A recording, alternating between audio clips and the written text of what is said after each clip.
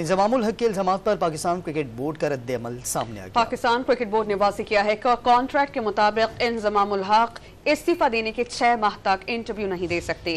कानून तोड़कर इंजमामुल हक खुद ज़ात अखलाकी धज्जियां उड़ा रहे हैं। अभी इंक्वायरी चल रही है, तहकीकात कर लें, फिर इंजमाम को तलब भी किया जाएगा। पाकिस्तान क्रिकेट बोर्ड अपनी टीम के पीछे खड़ा है, लेकिन लगता है कि इंजमामुल हक की खुद ही नीयत पाकिस्तान क्रिकेट बोर्ड के साथ काम करने की नहीं है।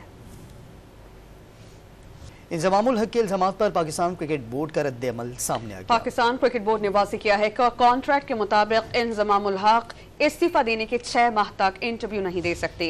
कानून तोड़कर इंजमामुल हक खुद ज़ात अखलाकी धज्जियां उड़ा रहे हैं। अभी इंक्वायरी चल रही है, तहकीकात कर लें, फिर इंजमाम को तलब भी किया जाएगा। पाकिस्तान क्रिकेट बोर्ड अपनी टीम के पीछे खड़ा है, लेकिन लगता है कि इंजमामुल हक की खुद ही नीयत पाकिस्तान क्रिकेट बोर्ड के साथ काम करने की नहीं है।